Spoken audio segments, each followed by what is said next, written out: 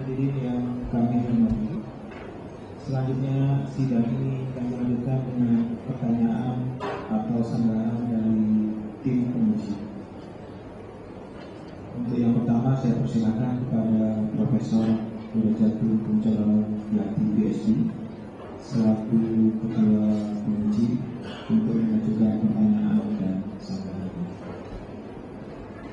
Pertama saya menyampaikan ucapan selamat karena telah dipergunakan sebuah landasan teori dan model yang relatif baru di Indonesia untuk pertama kali. Dan juga selamat bahwa Saudara Haris telah berhasil untuk meyakinkan responden yang biasanya sangat tertutup di pasar uang itu untuk membuka kegiatan-kegiatan mereka supaya bisa kita teliti. Saya ingin keluar karena saya berasal dari departemen yang berbeda dari ekonomi, menjurus ke arah yang berbau ekonomi makro. Kegelisahan kita di Indonesia itu adalah mengapa bursa efek Indonesia ini sekian lama pertumbuhannya lambat sekali. Nah, Anda tadi telah menerangkan landasan perilaku dari investor individual dan institusional sudah terlihat pada waktu terjadi gejolak perekonomian.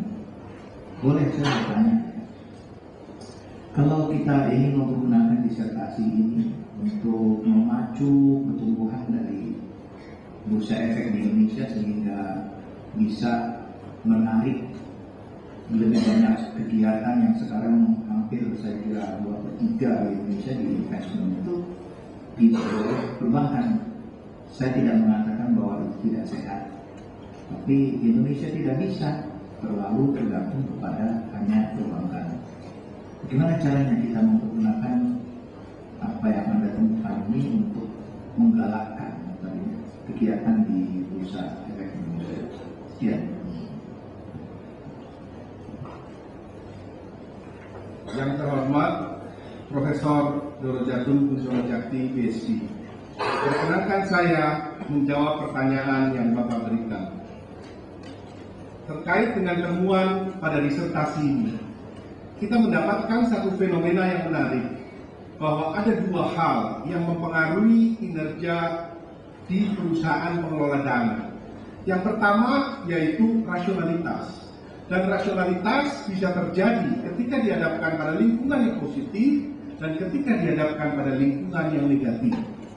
Maka seandainya penelitian ini bisa juga digunakan di sektor keuangan yang lain yang biasanya terintegrasi dengan pasar ekuitas, misalnya di pasar obligasi, di pasar yang lain, di pasar komoditas, di pasar uang, maka ini akan menjadi satu temuan yang menarik. Walaupun saya diingatkan oleh Heath dan Taylor yang mengatakan bahwa di dalam strategic management kita harus sangat hati-hati ketika melakukan generalisasi teori ke pasar-pasar yang lain, karena karakteristik lingkungan eksternal mempengaruhi jenis keputusan yang akan diambil di dalamnya. Tetapi yang menjadi persoalan, Prof, yaitu bahwa di Indonesia pasar obligasi belum berkembang, sedangkan pasar komoditas juga belum berkembang. Sementara di Amerika, biasanya para pelaku pemain di pasar ekuitas, biasanya mereka melakukan switching. Ketika terjadi masalah di pasar ekuitas, mereka dengan mudah lari ke pasar uang, mereka dengan mudah lari ke pasar yang lain, ke pasar komoditas, ke pasar obligasi. Sementara di sini yang menjadi acuan masih hanya deposito, properti. Itu yang selama ini menjadi permasalahan. Seharusnya bisa diintegrasikan antara keempat pasar tersebut sehingga bisa mendukung semakin berkembangnya pasar modal di Indonesia yang akibatnya akan menjadi salah satu sumber pembiayaan bagi berkembangnya perusahaan. Demikian jawaban saya.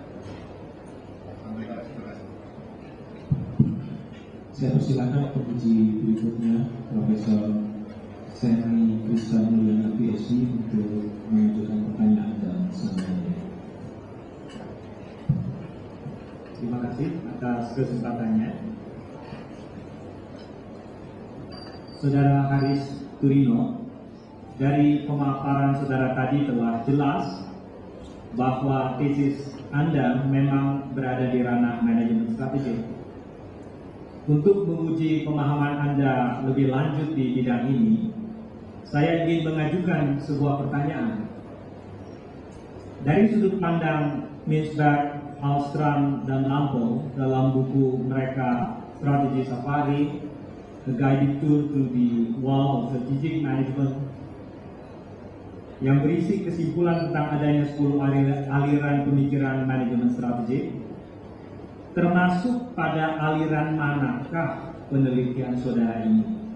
Tolong sebutkan nama aliran pemikiran itu dan berikan alasan yang jelas mengapa penelitian Anda ini tergolong pada aliran itu. Sekian, terima kasih.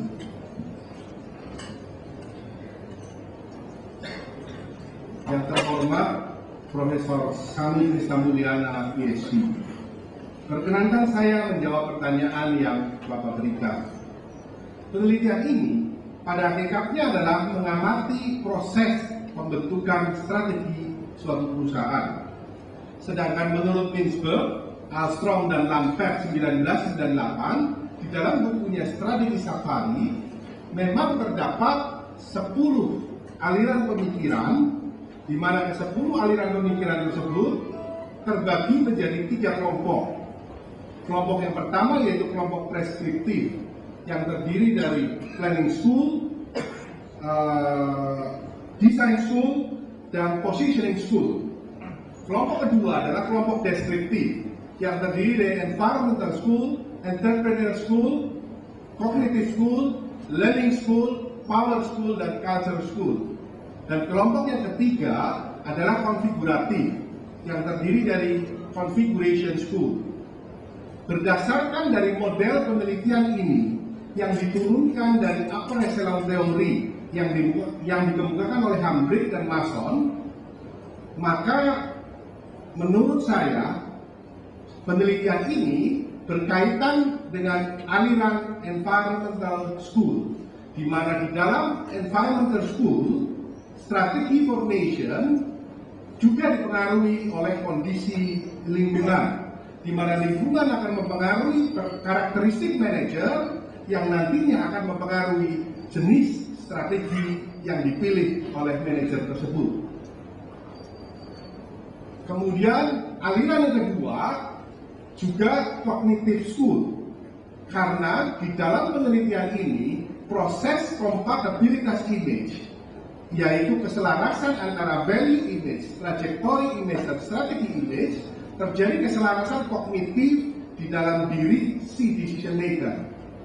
Maka dari itu penelitian ini menurut saya juga berada pada aliran cognitive school, yang melihat strategi formation sebagai cognitive process. Kemudian mungkin bisa saya tambahkan, aliran ini rasanya mempertentangkan learning school, karena karakteristik dari pasar modal yang pergerakannya sedemikian dinamis, pergerakannya sangat acak, maka proses pembelajaran di dalam kondisi pasar yang seperti itu tampaknya sulit terjadi. Maka dari itu penelitian ini mempertanyakan aliran learning school. Demikian jawaban saya atas pertanyaan Bapak. Berikutnya saya persilakan kepada Dr. Adi Zakaria Arif untuk mengajukan pertanyaan dan saran. Terima kasih Bapak Ketua Sidang. Saudara calon Dr. Haris Turino, saya ingin merefer ke pendapat Karl Raymond Popper yang menyatakan bahwa proses partiality di dalam pembentukan ilmu pengetahuan adalah sangat esensial. Penelitian Anda dalam ranah strategic management itu mengambil konteks pasar modal atau industri pengelola dana di Indonesia. Saya yakin bahwa, dan ini adalah suatu penelitian yang sangat menarik karena Anda membawa teori image ke dalam bidang ini. saya yakin bahwa ke depan itu akan ada pertanyaan-pertanyaan sejauh mana dia bisa dikembangkan. Pertanyaan saya adalah, sebelum facility itu dilakukan, barangkali Anda bisa mencoba memberi ilustrasi bagaimana kira-kira penggunaan teori image ini di dalam keputusan strategik untuk perusahaan yang berada di luar industri pengelola dana atau keuangan. Itu pertanyaan yang pertama. Pertanyaan kedua, saya mau merefer ke terminologi paradigm shift yang dikembangkan oleh Thomas Kuhn, yaitu seorang ahli fisika tapi yang lebih dikenal karena bukunya yang berjudul The Structure of Scientific Revolution yang menempatkannya dalam bidang filosofi sains. Di sini Anda mengemukakan atau membuka presentasi Anda dengan mengemukakan bahwa Anda melihat strategi lebih dari konteks proses daripada konten. Dan kalau kita melihat di dalam literatur strategic management, mayoritas daripada penelitian yang dilakukan itu menggunakan unit analisisnya adalah firm, sedangkan Anda menggunakan unit analisis man sebagai bagian dari suatu pengambilan keputusan strategi. Saya ingin mendengar pendapat Anda, apakah ke depan Anda melihat bahwa akan terjadi paradigm shift juga di dalam bidang strategic management ini, atau Anda hanya melihat bahwa ini adalah merupakan suatu komplementari saja dari mayoritas yang sudah ada, analisis yang sudah ada, atau paradigm yang ada pada tingkat firm. Ya, sekian saja, terima kasih.